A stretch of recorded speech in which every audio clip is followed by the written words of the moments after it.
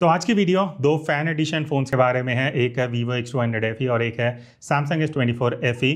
अब I know price में दोनों के काफ़ी फ़र्क है, 10 से 15 हज़ार का। बट मुझे देखना था कि दोनों ब्रांड्स, दोनों फ़ोन्स जो कैमरा को लेके काफ़ी सीरियस हैं, दोनों का कैमरा आपस में कैसे कंपेयर करता है। एंड ये भी पता लगेगा कि भाई 35 हज़ार का फ़ोन ही सही है या आपको 15 हज़ार ज़्यादा इन्वेस्ट करना चाहिए। तो Vivo X200 FE में आपको 50 मेगापिक्सल का प्राइमरी कैमरा मिलता है जो 1x1.56 इंच सेंसर के साथ आता है।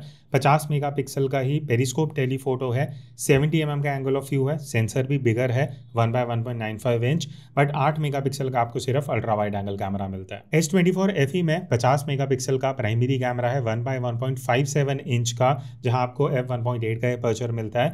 बट 8 मेगापिक्सल का सिर्फ आपको टेलीफोटो कैमरा मिलेगा जो 3x ऑप्टिकल जूम के साथ आता है, और अल्ट्रा वाइड एंगल कैमरा यहाँ स्लाइटली बिगर है 12 मेगापिक्सल का f2.2 के साथ। अब अगर फोटोज का आउटपुट हम सबसे पहले देखें कंपैरिजन में, तो यहाँ पे पहली चीज़ जो मुझे वीवो में बिल्कुल भी अच्छी नहीं लगी वो है इसके एजेस बहुत ज़्यादा सॉफ्ट होते हैं, जो मैं पहले भी कई वीडियोस में बोल चुका हूँ।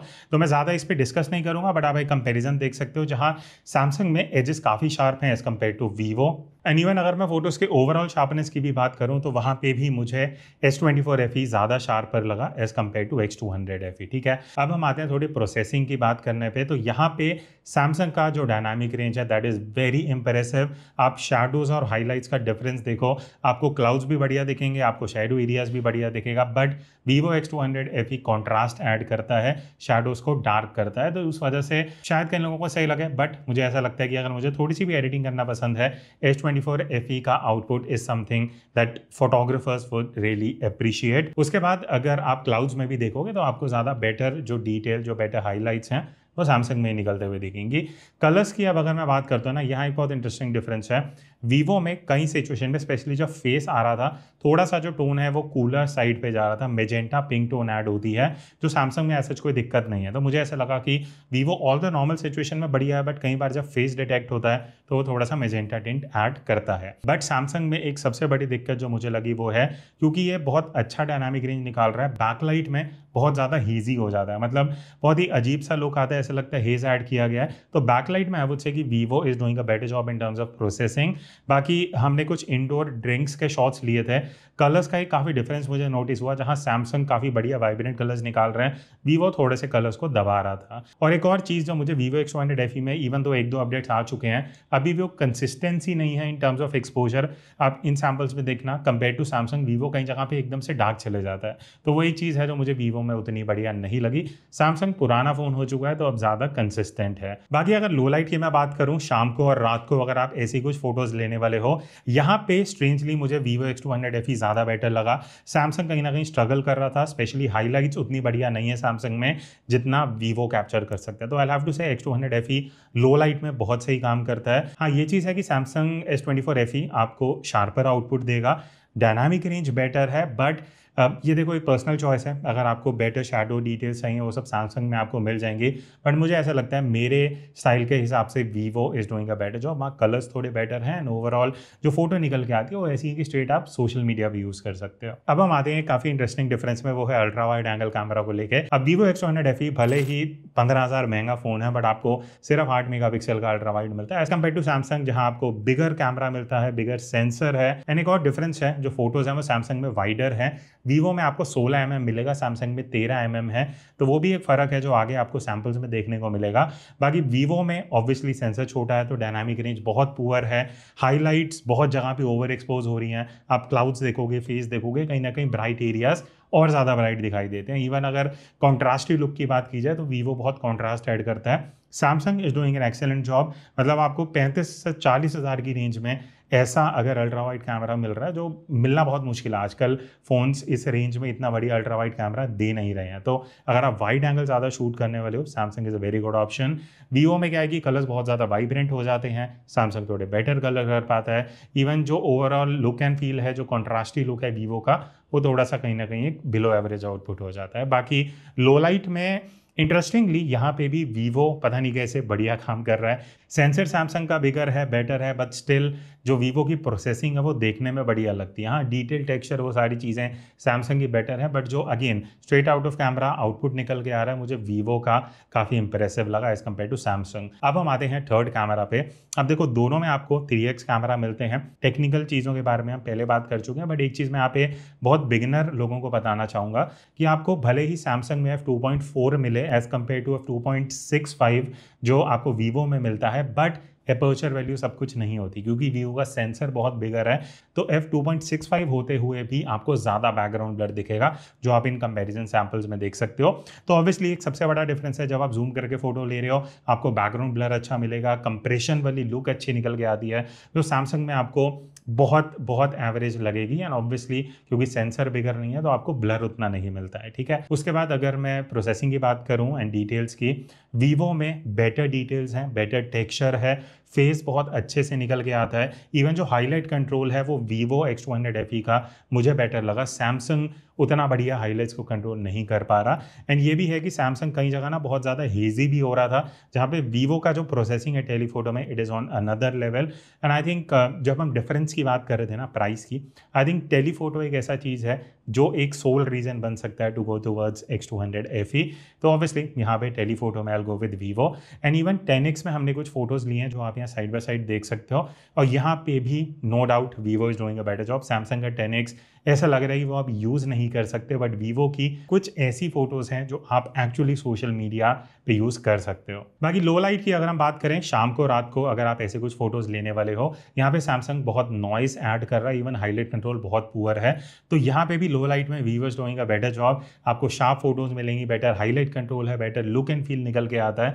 और अगर आप जूम करके भी ज़्यादा फोटोज़ लेने वाले हो, obviously Vivo is a better option. अच्छा, एक क्वेश्चन जो काफ़ी लोगों का रहेगा कि क्या मैक्रो मोड है, तो देखो दोनों में आपको ऐसा कोई अलग से मैक्रो मोड नहीं मिलता है, बट एक चीज़ है कि जब आप दोनों के टेलीफोटो 3x में ऑप्शन में जाते हो और आप हल्का सा क्लोज जाओगे ना, ऑटोमेटिकली ये स्विच करते हैं प्राइमरी कैमरा पे, जहाँ पे आप काफ़ी क्लोज जाके फोटोज ले सकते हो। दोनों का क्लोजर फोकस डिस्टेंस बढ़िया है, जो आप यहाँ पे कुछ साइड बाय साइड फोटोज देख सकते हो। अब आते हैं पोर्ट्रेट मोड पे। अब देखो पोर्ट्रेट मोड में क्या है कि दोनों ही phones primary and telephoto use करते हैं। पहले हम प्राइमरी की बात करेंगे 1x की। यहाँ पे वीवो का as detection is obviously better, आप देख सकते हो बाल के एजेस जो हैं वो वीवो में बेटर निकल के आते हैं, सैमसंग में उतना बढ़िया आपको डिटेक्शन नहीं मिलेगा। इवन जो फेस का प्रोसेसिंग है यहाँ पे सबसे बड़ा डिफरेंस है। देखो सैमसंग का जो फेस है वो नेचुरल लुक है, आप जो नॉर्मल एक डिजिटल कैमरा से जैसा अचीव करते हो कि टेक्सचर अच्छा है, ज़्यादा फेस को ब्राइट नहीं किया जा रहा, चमकाया नहीं जा रहा, वीवो में उल्टा है। वीवो में फेस प्रोसेस होके आता है, फेस ब्राइट होता है, चमकता है, जिस वजह से टेक्सचर थोड़ा सा कम हो जाता है। बट आई थिंक 80% लोगों को वही रिक्वायर्ड है, तो उनको वीवो ही पसंद आएगा, एक पर्सनल चॉइस पे आ जाता है, ठीक है। बाकी अगर मैं कलर्स की बात करूं, वीवो वाइब्रेंट कलर देता है, वाइब्रेंस ऐड करता है, सैमसंग यहाँ पे भी सटल कलर्स रखता है।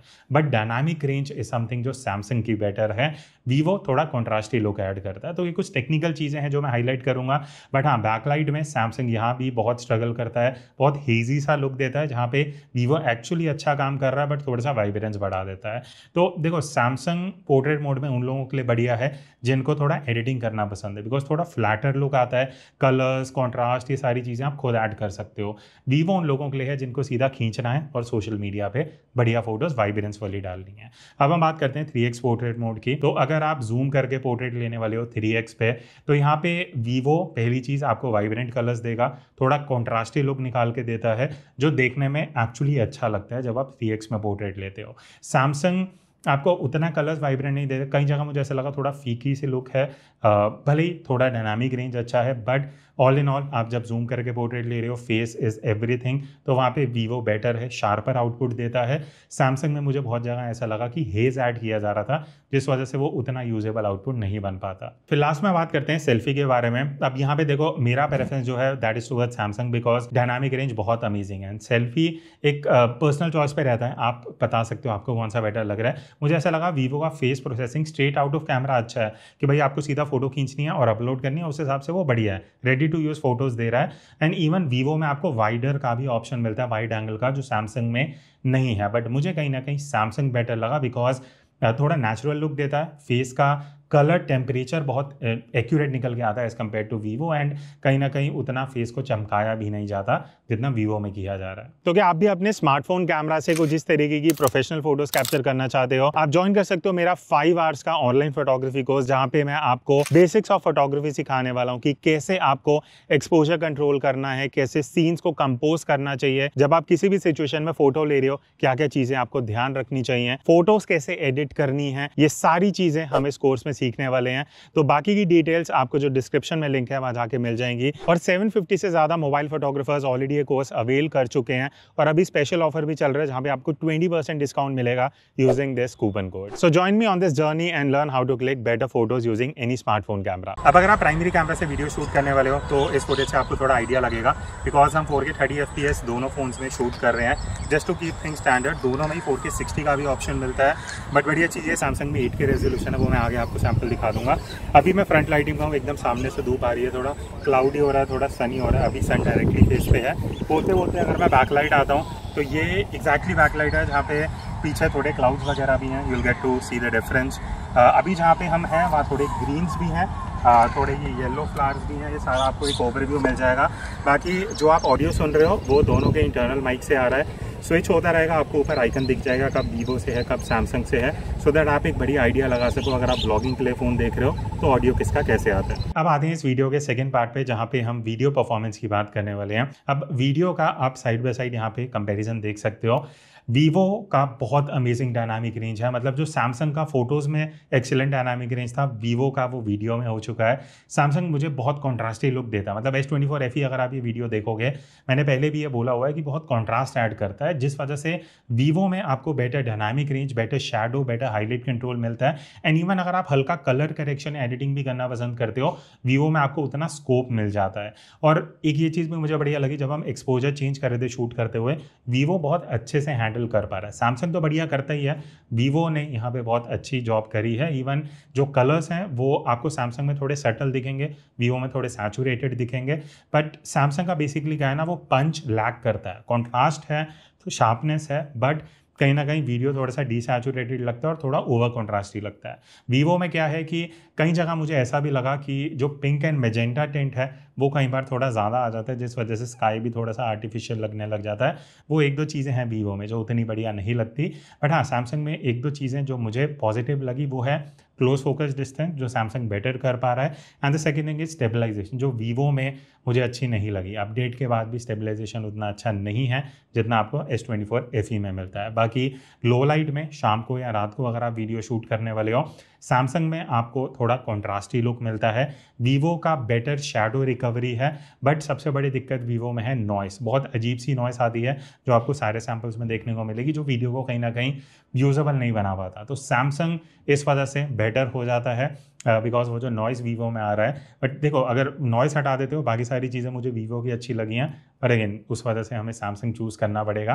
एंड ऑब्वियसली सैमसंग में जो वीडियो में एक सबसे बड़ा प्लस पॉइंट है कि 15,000 सस्ते होते हुए भी आपको 8K रेजोल्यूशन का ऑप्शन दे रहा है। मैं एक आध क्लिप यहाँ दिखा दूंगा so that you get a idea कि आप, ऑल्दो आई थिंक 8K में आप शायद शूट नहीं करोगे, बट ये एक कैपेबिलिटी दिखाता है एक कैमरा फोन की। अच्छा, अब अल्ट्रा वाइड एंगल में सबसे पहले मैं आपको डिफरेंस बता देता हूँ रेजोल्यूशन में। वीवो में बहुत डाउनग्रेड है, जहाँ पे आप 50,000 दे रहे हो बट आपको सिर्फ 1080p रेजोल्यूशन मिलता है 30 FPS पे। वही अगर हम S24 FE की बात करें, आप यहाँ 4K रेजोल्यूशन में शूट कर सकते हो अल्ट्रा वाइड एंगल में। तो वो एक फ़र्क है जो ऑब्वियसली आपको फुटेज में भी दिखेगा। अगेन मैं अगर फ्रंट लाइट पे आ जाता हूँ, this is exactly front light, जहाँ पे अल्ट्रा वाइड एंगल में कैसे कलर्स आ रहे हैं, स्किन पे कैसे टोन आ रहा है, वो सारा आइडिया आपको लगेगा। एंड बोलते बोलते अगर हम थोड़ा बैक लाइट आते हैं अगेन, तो ये एग्जैक्ट बैक लाइट है जहाँ मेरे सन के पीछे सनसेट हो रहा है, सर के पीछे, सन के पीछे नहीं, तो ये एक आपको बढ़िया आइडिया दे देगा। बाकी अगेन एज यूजुअल जो ऑडियो है वो दोनों माइक के इंटरनल माइक से आ रही है, और आपको ऊपर दिख रहा होगा या नीचे जहाँ पे आइकन चेंज हो रहा होगा। अब देखो अल्ट्रा वाइड में क्या है, वीवो 1080p रेजोल्यूशन देता है और सैमसंग में आपको 4K मिलता है, वो एक मेजर डिफरेंस है। एंड इवन वीवो में यहाँ पे क्रॉप भी है जो सैमसंग में नहीं है, तो सैमसंग आपको वाइडर एंगल ऑफ व्यू देता है। एंड ऑब्वियसली बेटर सेंसर है सैमसंग में, तो आपको डायनामिक रेंज बहुत बेटर मिलती है, प्रोसेसिंग बहुत बेटर मिलती है। स्टेबलाइजेशन वीवो की काफ़ी पुअर है अल्ट्रा वाइड एंगल में। एंड सेम चीज़ मैं बोलूँगा जो हमने बैकलाइट में वीडियो शूट करी है वहाँ भी सैमसंग बेटर निकल के आ रहा है। तो clear winner is Samsung in terms of ultra wide angle, because आपको रेजोल्यूशन ज़्यादा मिलता है, डायनामिक रेंज बहुत सही निकल के आ रही है। एंड अगेन आई से अगर आप 35,000 की रेंज में देखते हो, I think one of the best ultra wide angle camera वाला स्मार्टफोन जो अभी आप यूज़ कर सकते हो। सेम चीज़ अगर हम लो लाइट की बात करते हैं, सैमसंग वाइडर है, बेटर रेजोल्यूशन दे रहा है, बेटर आउटपुट है।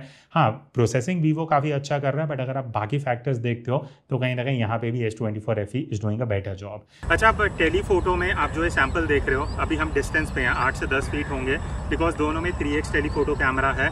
अब इतने डिस्टेंस पे ऑडियो शायद उतना बढ़िया ना है, बट मैं आपको एक आइडिया दे दूंगा कि अगर आप फेस कैम वीडियो शूट करने वाले हो जूम करके, तो दोनों में क्या डिफरेंस रहने वाला है। रेजोल्यूशन दोनों में 4K है, वो एक चीज़ बढ़िया है, बट हमने और जो डिफरेंट सिचुएशन में शूट करा है उसको देखते हैं, डिस्कस करते हैं। अब हम आते हैं इसके लास्ट कैमरा पे जो है टेलीफोटो।